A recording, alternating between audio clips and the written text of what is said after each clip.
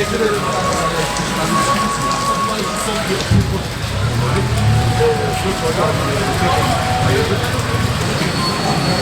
başına da kasap istediği şey çıkıyor.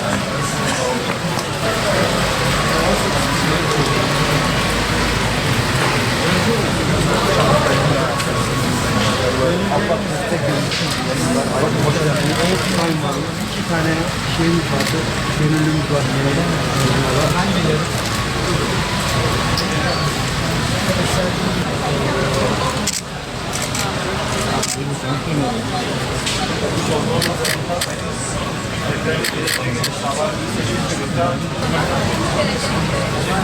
Sağ olun efendim. Ayaklarınıza sağlık. Teşekkür ederim.